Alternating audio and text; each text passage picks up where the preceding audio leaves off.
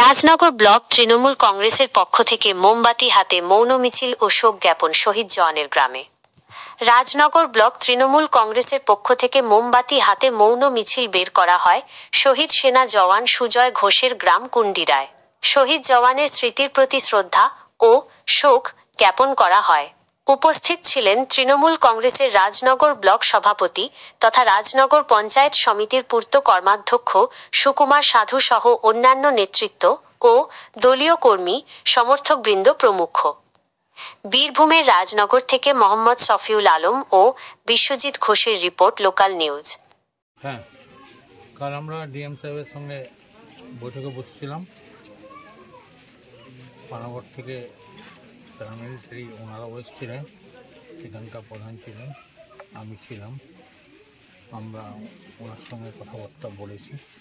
তার আগে বিধায়ক আমাকে বলেছে যে তুমি ও প্যারামিলিটারির যে ড্রেস পরে যে ছবিটা আছে সেই ছবিটা কালেকশন করে আমাকে পাঠাও। আমি এর মূর্তি তৈরি করে আমরা এই কালীতলা এই জায়গাতে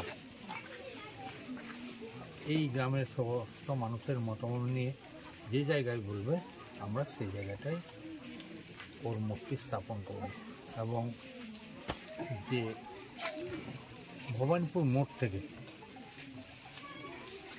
লালজুর পিচ পয়েন্ট এই রাস্তাটা ওর নামেই নামকরণটা করা হবে, এটা আমরা সিদ্ধান্ত নিয়েছি। ভারত মায়ের বীর সন্তান, আমাদের রাজনগর ব্লকের গর্ব, দেশের জন্য শহীদ হলেন, এই বিষয়ে কি বলবেন? উনি তো শহীদ হয়েছেন দেশের জন্যই, একদম ঠিক কথা। আমরা তারই স্মৃতির উদ্দেশ্যে, তার সে যেন ভালো জায়গায় থাকে তার উদ্দেশ্যে আমরা মোমবাতি মিছিল করলাম। এবং আগামীকাল আমাদের এমপি শতাব্দী রায় 12টার সময় এখানে এসে ফ্যামিলিকে দেখা করে ওনাদের সান্ত্বনা দিয়ে যাবে।